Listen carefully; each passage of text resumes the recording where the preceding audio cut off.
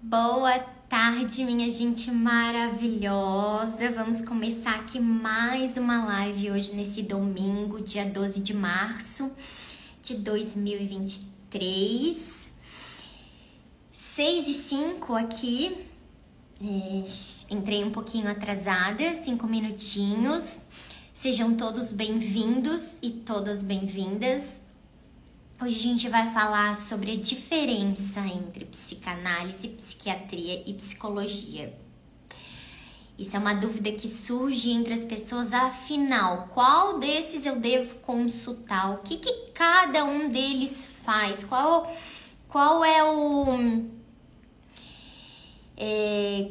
deles vai me servir melhor?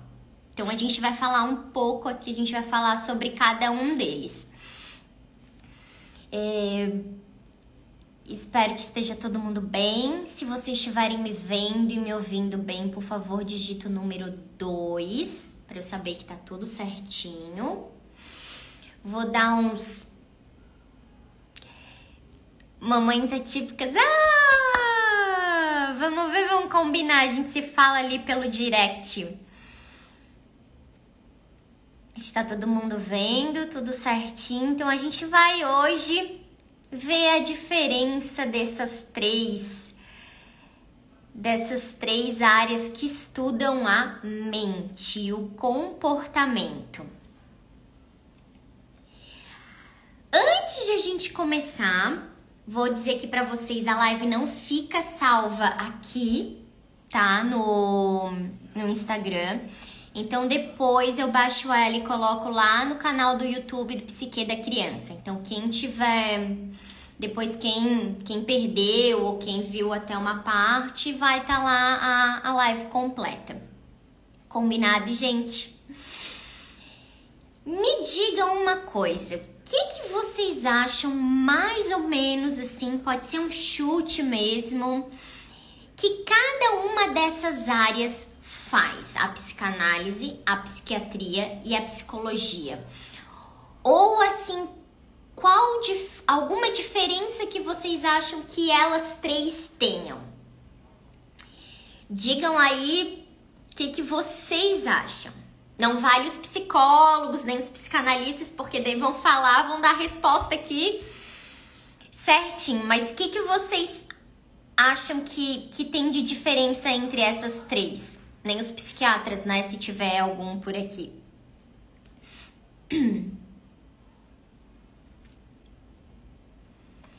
Olha, uma coisa elas têm em comum, que é o estudo da mente. Trabalhar o comportamento, entender o comportamento. E aqui a gente vai ver cada uma delas. Primeiro, a psicanálise. O que afinal de contas, a psicanálise faz? Bom, a psicanálise foi criada lá por Todos Cuidam da Mente. Isso mesmo.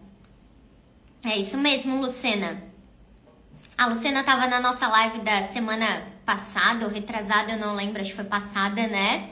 Seja bem-vinda, é isso mesmo. Todos cuidam da mente. Vocês acham que tem algum preconceito em relação a alguma dessas três? Analisa e receita remédios, outras analisam e observam o comportamento e faz você auto... Isso, legal. É David ou Davi? Não sei se eu tô falando certo, acho que é David, né? Mas se eu estiver falando errado, me corrige. Vocês acham que tem algum preconceito assim que ronda alguma dessas três? Davi, tá. Bom, nós vamos falar disso também. Mas eu vou começar uma por uma, tá? São abordagens diferentes, mas porque parecia a mais discriminada. Com certeza, Lucena, é isso mesmo. E depois eu vou contar uma coisa pra vocês. Por que às vezes, quando a gente fala assim pra uma pessoa, olha, por que não vai visitar um médico, psiquiatra? As pessoas te olham torto, não gostam. Primeira coisa que elas falam é assim, tá pensando que eu tenho alguma coisa? Ou até falam dessa forma. Ah, tá pensando que eu sou louca? Não, gente. Até porque de médico a louco todo mundo tem um pouco. Mas vamos lá. Começando, as pessoas falam que é um médico de... É isso mesmo. Eu não... Isso, ó, isso mesmo. O Davi falou que eu acabei de falar mesmo. É isso aí. As pessoas ficam com esse estigma da psiquiatria. É isso mesmo, gente. Infelizmente, né? Por isso que muitas pessoas, às vezes, não se tratam e não se tratam assim com medicamentos mesmo, devido a esses preconceitos. Ah, vai fazer terapia tem que é aceitável, eu vou porque não tem problema. Mas a partir do momento que precise ir para um médico, que seja um médico psiquiatra, a pessoa já fica com o pé atrás, já não quer ou nunca vai falar sobre isso com as outras pessoas. Quem que vai dizer, olha, eu vou no psiquiatra, eu tomo um medicamento? Ninguém fala isso, né? A não ser que pessoas que a gente saiba assim, aquela pessoa tem uma esquizofrenia, né? Algo um pouco mais ou uma depressão muito severa. Aí a gente sabe que essas pessoas devem ser medicadas. Mas vamos lá, começando com a psicanálise. Então a psicanálise foi criada, um método, né, de associação livre que a gente chama, foi criada lá pelo Freud, Sigmund Freud, que ele era um neurologista austríaco. E aí ele começou, além de estar lá cuidando da parte física da pessoa, ele começava a perceber que aconteciam algumas coisas assim que não eram só físicas, mas que tinham muito mais além disso.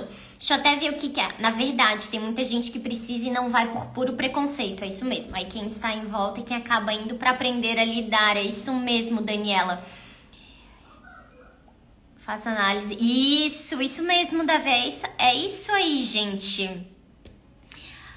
Adorei a participação de vocês, tô adorando a participação de vocês. E o que acontece? Foi lá criada pelo Freud e ele começou a perceber assim, olha, gente, as doenças não estão só relacionadas com algo físico, mas tem muito mais aí. Se a gente começar a cavar entre aspas, a gente vai encontrar muito mais coisas, muito mais situações que apenas a parte física. Ou assim, a pessoa chegava com alguma questão e de repente, olha, tá tudo bem, ela não tem nada, fez exame, fez tudo e nada indicava, não tinha nada que mostrava que aquela pessoa tava com aquele sintoma ou com aquele problema. Então, o que será que tá acontecendo com essas pessoas?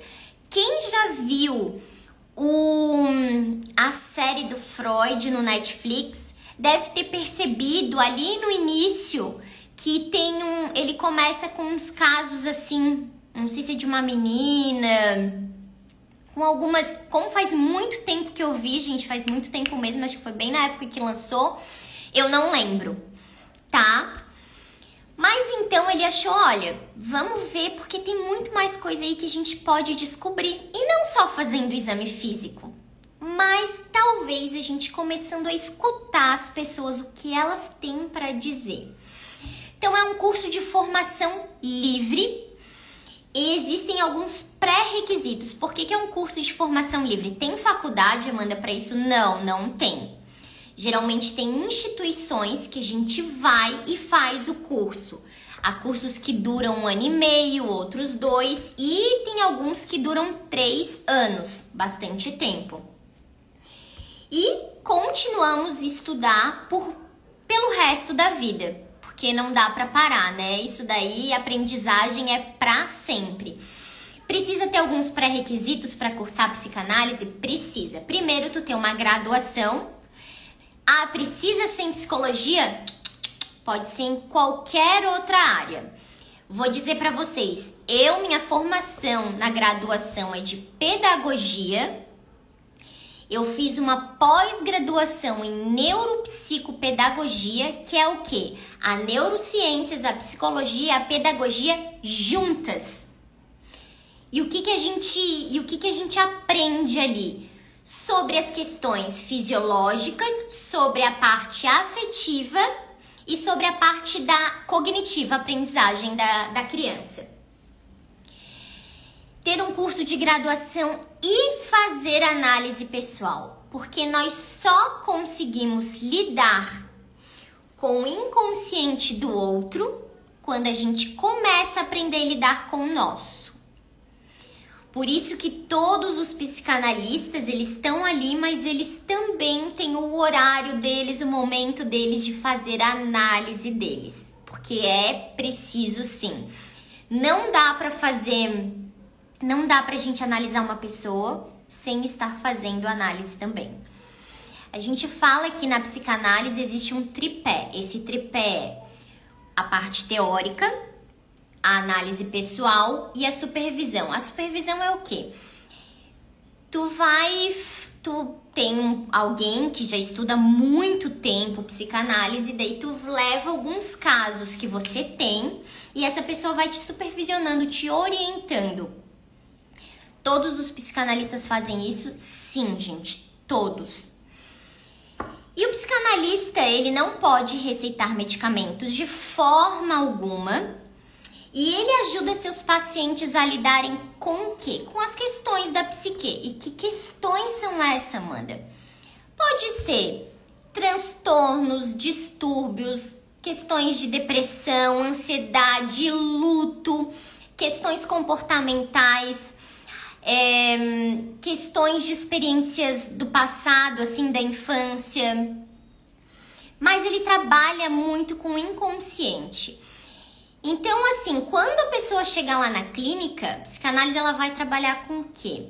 Com essa parte aí totalmente desconhecida do nosso inconsciente, que a gente não sabe o que tá lá guardado. Mas o método lá que o Freud criou, que foi a associação livre, é o quê? Você chega lá, senta e você vai falando. Ah, mas daí eu vou ter que ficar pensando no que eu vou falar? Vai falando. Sabe esses erros quando a gente tá na análise e fala? Ia dizer uma palavra e de repente fala outra.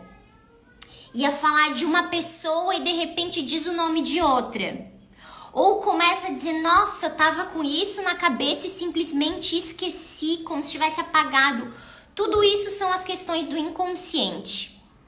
E por que tá acontecendo isso? Alguma coisa tem ali. Quando a gente fala assim, eu não sei, é porque a gente sabe mesmo, a gente só não quer se lembrar.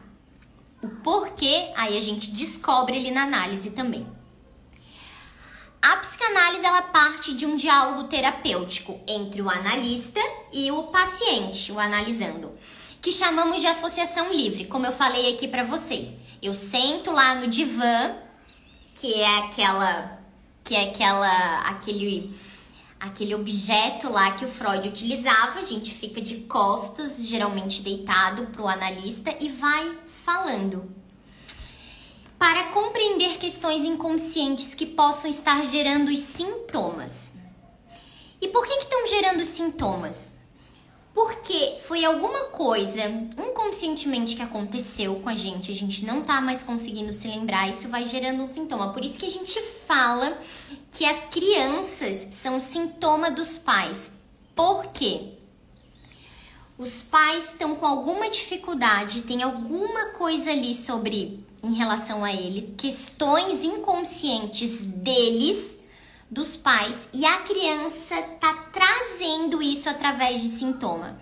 É fácil, Amanda, a gente descobrir? Não. Porque os pais muitas vezes não querem que isso seja não descoberto, mas é uma resistência, no sentido de eu vou levar meu filho, ele vai começar a apresentar esse sintoma, ele vai começar a apresentar o que pode estar acontecendo com a gente e chegar lá a criança, o que acontece?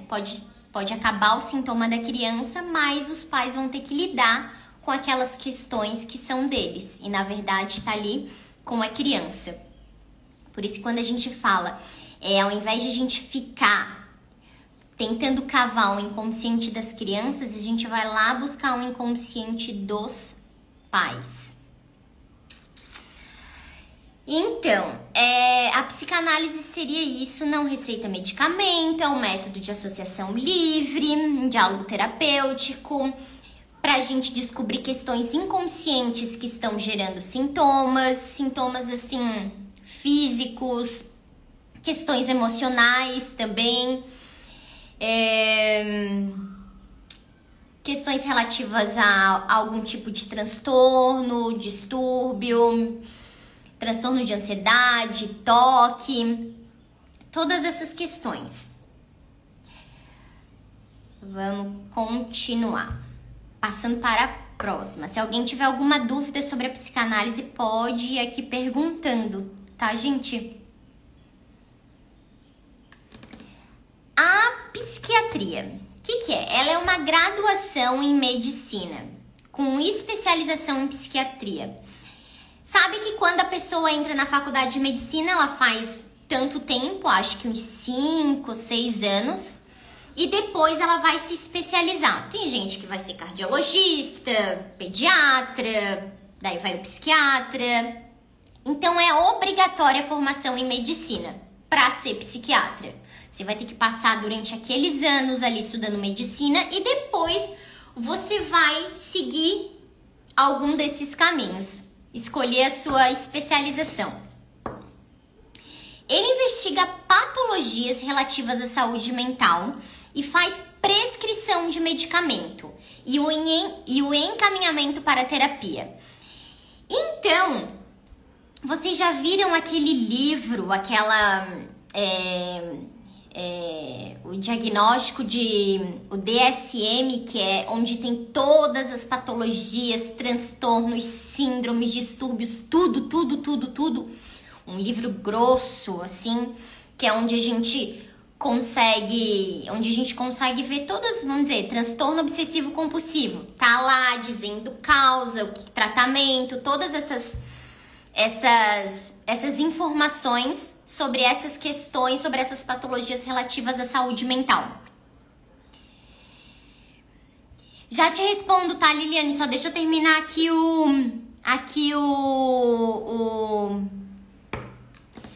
a linha do raciocínio aqui com a da psiquiatria, que eu já respondo. Você acha que a psicanálise pode contribuir com o paciente autista? De que forma? Já falo com você. Já te respondo. Falei já, né? E ele também encaminha para terapia. Geralmente o psiquiatra sempre vai encaminhar para alguma terapia, ou análise, ou outra terapia, tá? Porque não adianta também, gente, só tomar um medicamento. Porque ele vai tratar ali o que tá acontecendo contigo. A consequência daquilo, mas não a causa.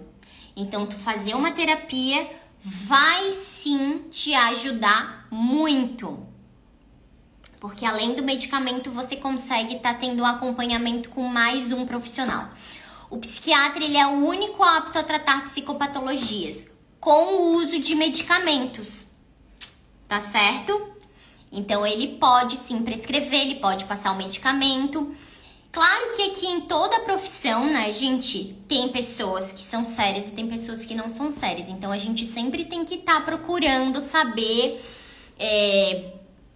pessoas que a pessoa já atendeu, como que ela atende, como que funciona, formação da pessoa, tudo isso. Antigamente, a gente vê isso direto em filmes, em séries, a gente consegue perceber como que os médicos, psiquiatras lidavam com as pessoas que tinham alguma patologia, alguma psicopatologia, com medicamento, e antigamente tinham aqueles tratamentos muito severos com os pacientes. Voltando até na série do Freud, para quem viu, tem uma cena que ele tem uma paciente que depois ele fala que ela é histérica, né? Ela tem uma histeria. E quando ela tá lá no hospital, eles colocam ela dentro, assim, tem vários outros pacientes, como se fosse uma caixa onde fica muito quente, como se fosse pra ficar estimulando febre. Uma coisa assim, se eu não me engano. Como eu disse pra vocês, gente, eu já vi faz muito tempo, então tem coisas que eu não lembro. Mas eu lembro disso porque na hora que ele viu aquilo, ele tirou ela no mesmo momento, porque ele sabia que alguns métodos, alguns tratamentos só prejudicavam mais do que ajudavam. E foi isso que ele fez. Ali naquela história ele ajudou, ali naquela série ele ajudou ela porque ela tinha mesmo alguns sintomas físicos. E ele foi lidando ali com a questão da histeria dela. Vou responder ali antes de passar pro próximo. Você acha que a psicanálise pode contribuir com o paciente autista? De que forma? Olha, eu não trabalho muito com paciente autista, tá? Mas eu vou te falar um pouco sobre uma psicanalista que trabalhou, na verdade não que ela trabalhou, mas que ela escreveu alguns artigos, alguns textos sobre as crianças autistas.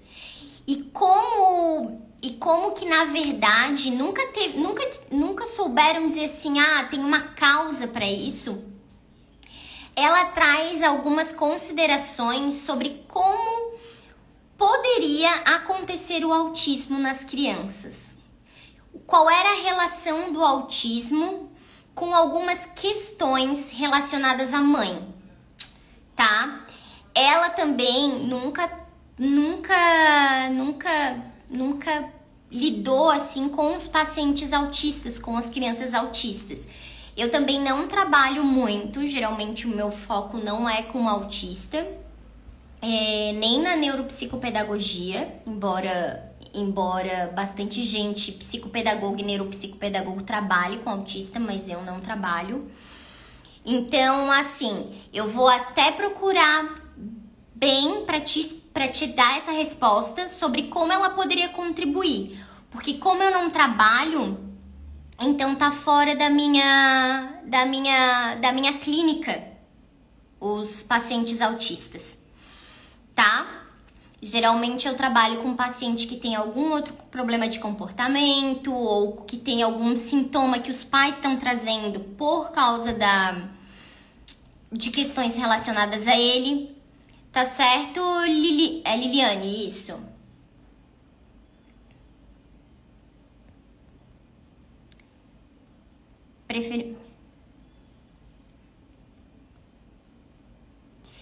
Eu conheço uma com autista com sucesso. Eu conheço uma psicanalista que trabalha com autista com sucesso.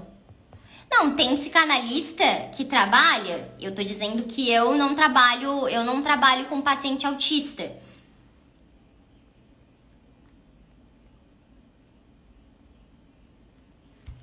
Tá? Falei da psiquiatra, Tá. Terminando aqui da psiquiatria. E o que acontece também com a psiquiatria? As pessoas têm muito estigma, muito preconceito, porque realmente não querem. Não vou no médico psiquiatra porque ele vai me receitar remédio, eu vou ter que tomar remédio. Tem gente que precisa mesmo tomar remédio, precisa ter aquela consistência para estar tomando os medicamentos. Uma coisa que um dia desses eu vi um médico psiquiatra falando e eu achei muito interessante, foi que ele disse exatamente assim. Ele disse assim, vocês já viram alguém falar assim, nossa, essa pessoa tem diabetes, vai ter que tomar remédio pelo resto da vida. Ai, que horror, gente, olha, essa pessoa tem pressão alta, vai ter que tomar remédio pelo resto da vida. Eu tô sendo, assim, bem sarcástica, porque eu quero só fazer essa diferença. Vocês já viram alguém falar nisso? A pessoa vai ter que ficar tomando pelo resto da vida remédio para diabetes, vai ter que ficar tomando pelo resto da vida remédio para pressão alta, ou, sei lá, remédio pro coração. Tô trazendo esses dois, diabetes e pressão alta, porque geralmente a pessoa vai ter que tomar durante o resto da vida. Agora, quando diz assim, a pessoa tem um problema, uma questão que ela vai precisar tomar um medicamento, imagina uma pessoa psicótica, vamos dizer. Ela toma um medicamento, aí ela para. Aí o que acontece? Se ela entra num surto, me diz o que vai acontecer. O que ela pode fazer? Uma pessoa psicótica pode ser violenta e matar? Pode.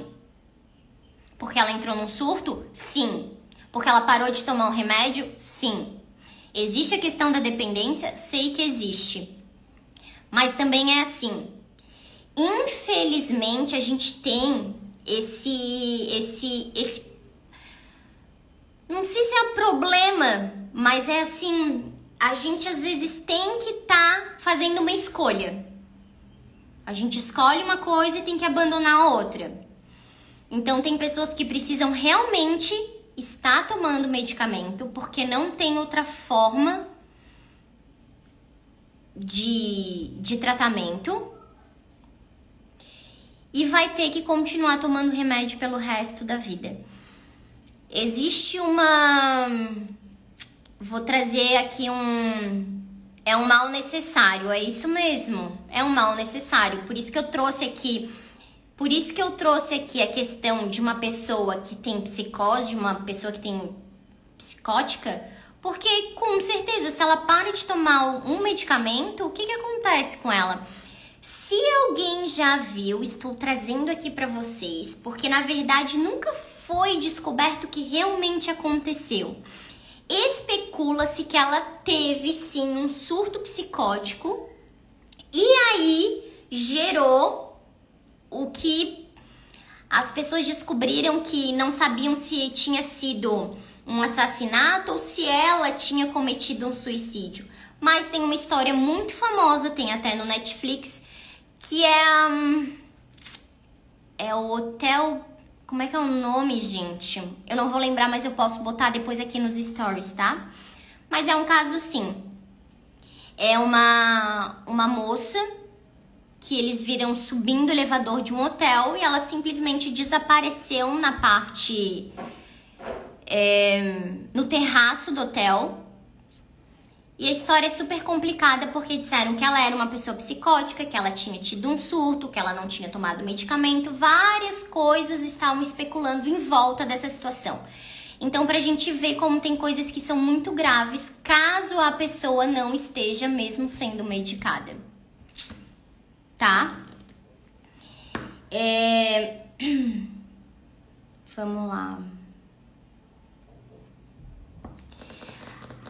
Ah, Amanda, daí pessoas que são depressivas precisam tomar medicamento. Gente, daí isso depende. Porque quando a pessoa vai lá no psiquiatra, ele, como eu acabei de dizer, ele vai lá diagnosticar.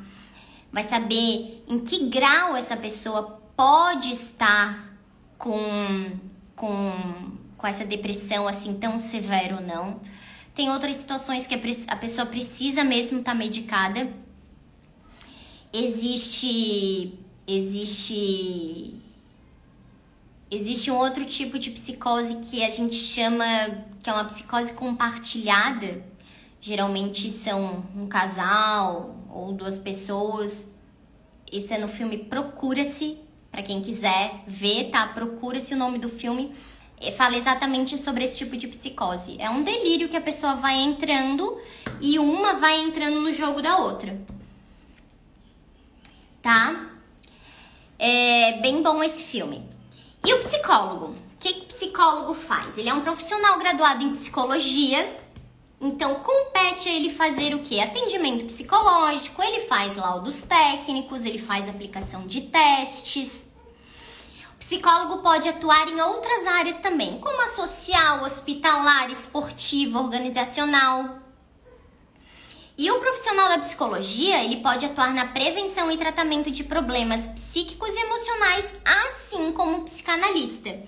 Muitos psicólogos acabam fazendo uma formação a mais que a de psicanálise. Eu conheço diversos, a maioria dos psicanalistas, na verdade, são psicólogos. Mas eles trabalham muito mais com essa linha aqui, com esse método mais da psicanálise. Por quê que eu vou dizer isso pra vocês? Psicólogo e terapeuta são diferentes. Sim, aqui a gente só tá falando do psicólogo mesmo. O que eu vou dizer aqui pra vocês? Por que tem uma diferença? Muitas vezes os psicólogos, na verdade, os psicólogos acabam tratando mais do presente. E do presente que eu quero dizer assim, do que tá acontecendo contigo, o que tu tá sentindo, como que tu tá lidando com essa situação. Por isso que o psicanalista, ele trabalha muito mais com as coisas do nosso inconsciente, que são coisas que a gente já viveu, que a gente já teve experiência na infância. E por que eu vou dizer isso? Eu tenho alguns livros aqui. Eu tenho um livro de psicologia, que é Psicologia e Pedagogia, que é sobre criança agressiva. Eu comprei esses 2 livros faz muito tempo e os 2 são psicólogos. Um é psicólogo e o outro é pedagogo. Então, a criança agressiva e o outro é o tratamento da criança agressiva. São 2 livros muito bons, difíceis, mas bons. E o que eles tratam ali mais? É o que está acontecendo ali naquele momento com aquelas crianças. Eles tratam mais a parte ali do ego, do eu, da personalidade. Entende? Como que vai, o que vai acontecendo ali com aquela criança? Por que eles fizeram, né, uma seleção de crianças que eram extremamente agressivas, levaram essas crianças para como se fosse uma casa onde eles estavam fazendo tratamento com essas crianças. E estavam ali entendendo o que estava acontecendo com elas. A psicanálise já volta um pouquinho mais atrás. Por isso que às vezes, quando alguém pergunta, tu é psicóloga infantil? Não, eu sou psicanalista infantil. Tá? Um pouco diferente, um pouco não. Diferente do que psicólogo. E aí, nem os psicólogos e nem os psicanalistas podem receitar medicamentos. Somente o psiquiatra.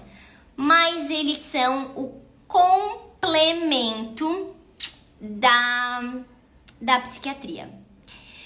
Vou contar aqui uma história para vocês. Durante muito tempo, eu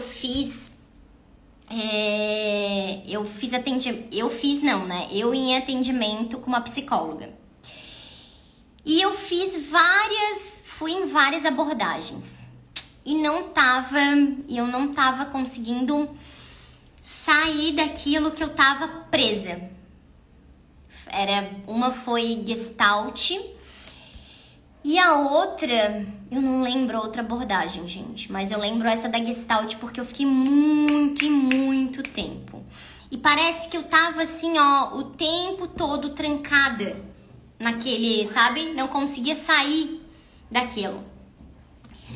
Aí um dia, eu conversando com uma psicóloga que era minha amiga, ela falou, Amanda, eu sou psicóloga e geralmente os psicólogos, tem alguns psicólogos que não se dão muito bem com psicanalista ou vice-versa, mas na verdade isso tudo é pra complementar, né, gente? Não é pra afastar as pessoas. E eu te indicaria fazer psicanálise. Psicanálise acaba indo um pouquinho mais profundo, tu vai trazer coisas às vezes que tu não tá conseguindo lembrar aqui, e fui. A partir do momento que eu comecei, eu não deixei mais. Porque, assim, me trouxe muita recordação, muita coisa que eu não lembrava que tinha passado na minha vida.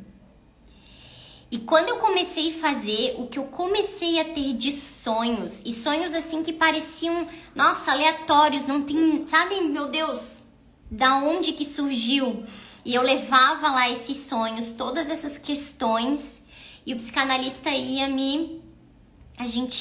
ia trazendo essas conversas, esses diálogos sobre os meus sonhos, e ali a gente ia decifrando situações que poderiam ter acontecido comigo, ou que eu ia lembrando e ia trazendo. É um baque, gente, eu vou dizer que tá?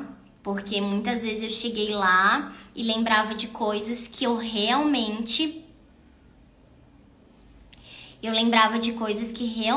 gente, eu não queria ter lembrado. Tá certo? É bom? É ruim? Olha, gente, vou dizer que para algumas pessoas vai dizer assim, olha, isso é horrível, porque eu não quero lembrar, eu quero deixar lá guardado. Mas a psicanálise fala assim, quanto mais a gente enterra, quanto mais a gente deixa guardado, ela explode uma hora de uma forma que tu não tem mais controle, tá? E não tem mesmo, não tem mesmo. Eu, por exemplo, tinha dores de cabeça terrível. Terrível, gente. Sabe aquela dor de cabeça, assim, que parecia que eu queria, assim, às vezes tirar a cabeça fora? Era assim. E era assim, não tinha medicamento, não tinha nada, gente, nada resolvia. E aí, eu comecei a fazer psicanálise, eu disse, olha, eu já fui em médico, eu ia em neurologista, tinha ido em psiquiatra, tinha ido, olha, eu tinha feito todos os exames que você pode imaginar, sabe? Tomografia, ressonância, aquele que... Gente, eu não vou lembrar o nome daquilo, mas sabe aqueles que a gente coloca aqui na cabeça? É aquilo.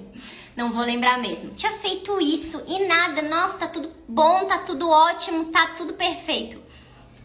Era um sintoma que tava aparecendo em mim, por algum motivo.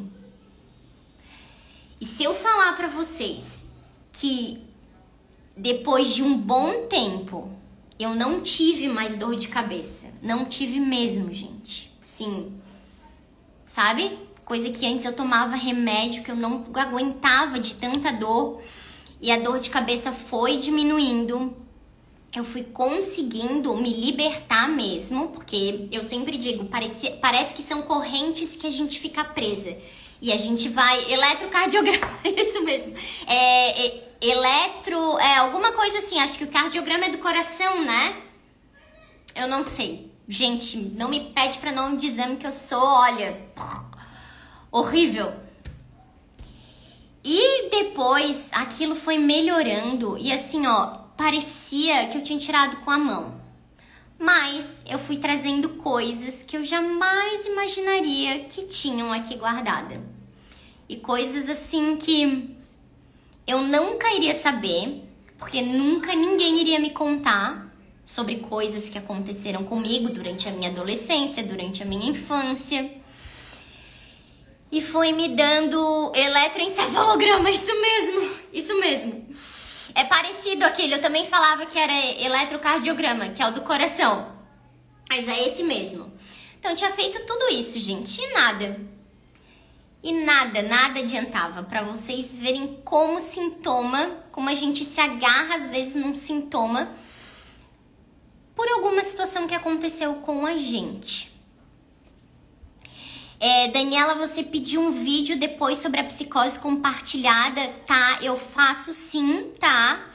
Eu acho que eu até tenho um vídeo sobre... Eu fiz até um vídeo sobre essa psicose faz muito tempo. Eu vou ver se eu tenho ainda aqui. Se eu tiver, eu vou compartilhar aqui com vocês. É muito bom. Esse vídeo aí da psicose compartilhada tem umas explicações muito boas. E aí o psicólogo é isso, gente.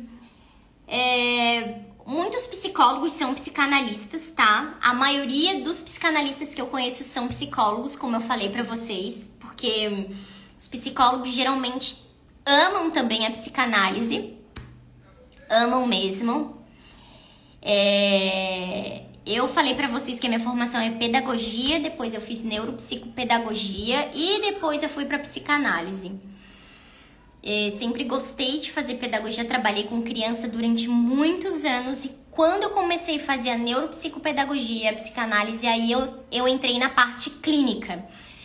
Psicólogo e psicanalista pode ter clínica não, consultório. Pode, gente, fazem atendimento em consultório, não tem problema nenhum.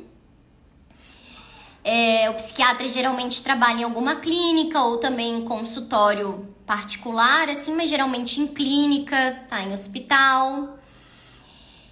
E, gente, hoje era basicamente isso, a gente saber a diferença. Porque eu até trouxe, porque muita gente vem ali no direct e me pergunta assim, mas você é psicóloga? Não, eu não sou psicóloga, gente. Eu sou psicanalista. Ah, mas então o que realmente tu faz? Sabe como que tu trabalha? Eu digo, a pessoa trabalha, eu trabalho a pessoa trazendo tudo que ela tem, ela vai falando, aquela associação livre, tudo que vem na cabeça. Ela vai dizendo, ai, mas que medo de fazer isso. Eu sei, mas o nosso inconsciente, ele começa a liberar de uma forma que a gente fica até um pouco assustado. Eu digo isso porque eu faço análise. Quantas vezes eu tive sonhos que eu levei, atos falhos, esquecimentos. Quantas coisas a gente traz não querendo lembrar. Eu tô aqui pra falar pra vocês, gente, sobre Lembrei. Tem uma série excelente que é na HBO Max. Eu comecei a assistir na semana passada e terminei esse ontem. Muito boa. E a série, ele traz algumas questões, ele traz uma questão assim de por que a pessoa fez, por que ela teve uma tal atitude em relação a outra pessoa. E daí ele fica explicando sobre o inconsciente e ele diz, se nós pudéssemos explicar o que tem guardado lá no nosso inconsciente, né? O Freud estaria aqui para falar pra gente agora. Mas a gente não sabe, a gente precisa estar descobrindo. A série se chama The Night Of. É uma série muito boa, é sobre consequências. Atitudes que a gente toma em um determinado momento da nossa vida, ou sabe aquele minuto que a gente tomou uma decisão e aquela decisão mudou completamente a nossa vida. É um filme, é uma série assim. Essa série é ótima, gente. Prende. Se tu sentar e começar a assistir, tu não sai mais. O que significa sonhos repetidos? Olha, alguma coisa tá tentando te escancarar por aí, hein? Quando o sonho começa a repetir, tu sonha uma, tu sonha duas, e vai aparecendo exatamente as mesmas cenas, as mesmas pessoas, te digo que algo tem aí. E por que tá aparecendo tanto pra ti esse sonho? O que tá tentando te mostrar? Por que os sonhos, a gente fica pensando assim, ó. Eu sonhei com uma coisa, gente, que eu não quero nem contar. Vocês já ouviram alguém falar isso? Eu já tive muita gente em análise que fala assim, eu não tenho coragem de contar o meu sonho. De como ele é, assim, tenho até vergonha. Quando nós dormirmos, do filme, vou colocar aqui, tá, gente, ó. É a série The Night Of. Vou colocar aqui HBO Max. É muito boa. Eu não sei se tem no YouTube também, tá? Coloquei ali.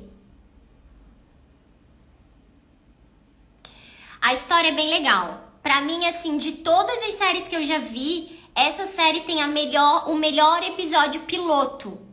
O primeiro episódio tem 1h40, mais ou menos.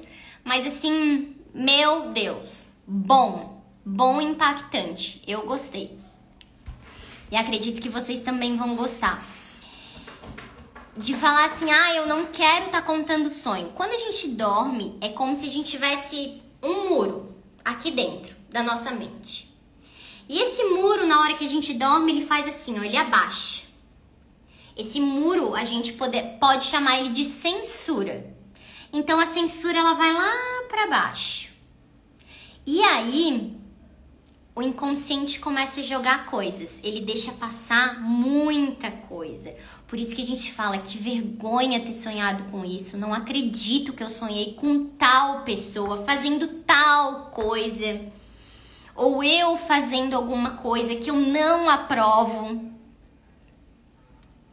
E quando a gente acorda, o que acontece? Esse muro lá da censura tá levantado novamente. É por isso que a gente não fica pensando essas situações ou esses acontecimentos. E no sonho é isso que acontece.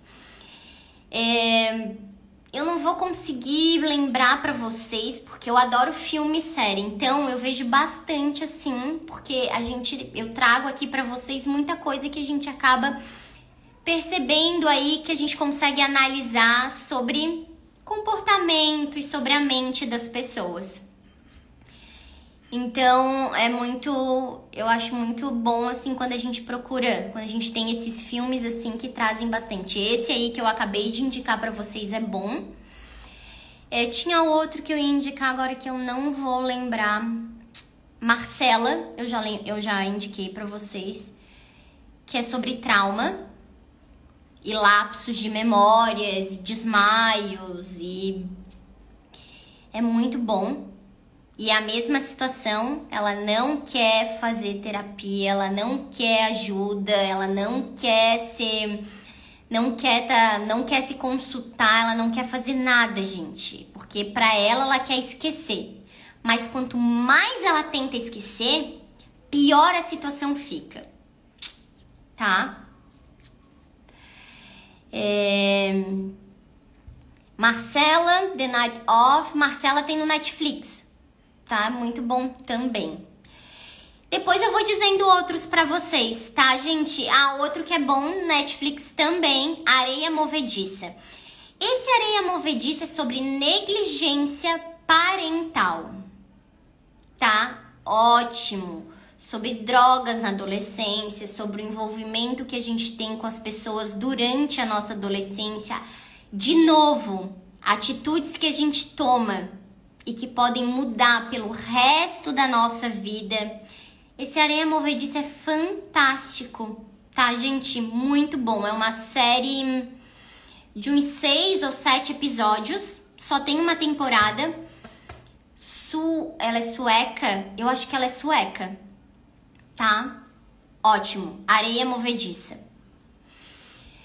E é isso. É isso, gente. Se alguém ficou com alguma dúvida e depois quiser me perguntar lá pelo direct, pode perguntar. Espero que vocês tenham gostado. Eu sempre fico muito feliz quando eu entro aqui, já vejo todo mundo entrando, que eu adoro estar aqui conversando com vocês, falando com vocês e a gente trocando, estando nessa energia assim de vibração, de aprender, que é muito bom. E quero desejar para vocês um bom domingo. Uma excelente semana. A gente se encontra na semana que vem. Como se comportar diante de uma pessoa narcisista. Vou te falar, Carla. O maior medo que uma pessoa narcisista tem é que tu comece a enfrentar ele, tá? A dizer não, a estabelecer limite. Vai ficar salva? Jaqueline vai ficar salva, tá? Não aqui, lá no YouTube. Então lá no canal Psique da Criança vai ficar. Vou tentar baixar hoje. Se eu não colocar hoje, eu coloco até amanhã. Combinado? Mas vai sim. Eu sempre depois coloco nos stories quando ela estiver lá. É que tu enfrente ela. A pessoa narcisista tem esse medo. É como se porque na verdade, no final das contas, a pessoa narcisista, ela é extremamente insegura.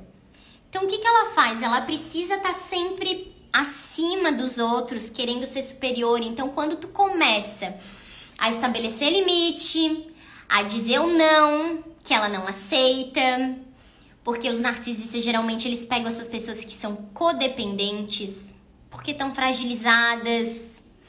A hora que tu começa, principalmente aí que eu falei, de estabelecer limite e a não aceitar mais o que eles fazem, eles vão enlouquecer. E eles vão tentar fazer pior. Mas tem que se manter firme, tá? Eu já tive um relacionamento com uma pessoa narcisista e é horrível, gente. Porque a gente fica refém dessa pessoa. E quando a gente depois começa a se dar conta, a ver realmente como a pessoa é, e a gente começa a impor, e eu digo impor, nem estabelecer, mas impor mesmo para essa pessoa o que a gente não aceita, o que a gente não admite, essa pessoa começa a ficar desnorteada. Porque ela tá perdendo o controle. E perder o controle para essa pessoa não é nem um pouco bom.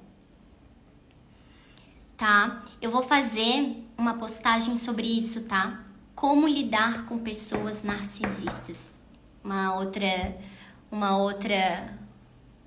hora. Daí vai estar ali pra vocês. Obrigada. Imagina, gente, eu que agradeço. Ela sempre canta, sempre. Meu Deus do céu.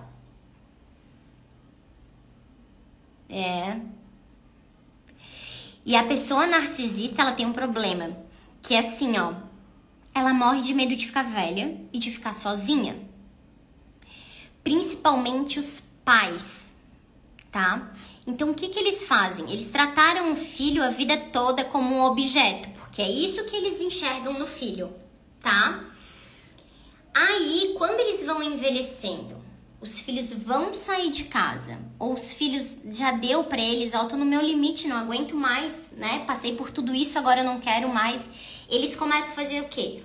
Culpabilizar, se vitimizar pro filho, pra ele começar a ter o cuidado com o pai. Ou seja, eu vou ficar velho sozinho? Eu vou ficar velho, mas tu vai ficar aqui cuidando de mim.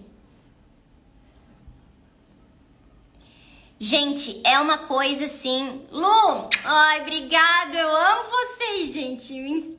Vocês também me inspiram muito quando vem aqui, quando a gente conversa, quando a gente faz essa troca. É isso mesmo, é muito difícil lidar com esse tipo de pessoa. É isso aí, como eu falei ali, os pais, geralmente a gente fala aqui dos pais, mas é assim, se faz de vítima, se faz de coitadinho... E o que acontece? Eles são tão bons que a gente cai. Mas a partir do momento que a gente não cai mais, aí o negócio fica pesado. Faz isso com meu filho de 6 anos, gente. Acredito. Eu acredito, porque eles fazem. Não importa a idade do filho. Eu vou falar outra hora, até pra gente não se estender aqui. Existe um período da nossa vida, quando somos muito pequenininhos, que o Freud chamou de narcisismo primário. Amanda, todo mundo passa. É obrigatório passar, a gente tem que passar por essa fase. E existe também o narcisismo secundário. Então ali, a gente vai formando, ali, não no primário, tá? Mas no outro, no narcisismo secundário, ele mais perto, acho, da adolescência. Eu vou me recordar, gente, para falar para vocês. Que ali pode desenvolver esse traço de personalidade, esse transtorno de personalidade narcisista. Tá? Gente, só não quero falar aqui coisas que talvez não estejam muito certas. Então, eu quero ter certeza para passar essa informação para vocês. Gente, um beijo muito carinhoso pra vocês. Como eu não posso abraçar vocês, sintam-se esmagados. Eu falo esmagado porque eu adoro quando eu falo pra pessoa que eu vou dar um abraço e que eu gosto de dar um apertão de esmago mesmo. Não pra machucar, de leve. Muito obrigado pela companhia de vocês. Uma excelente semana. Um beijo no coração. E até semana que vem. Obrigado. Amo vocês.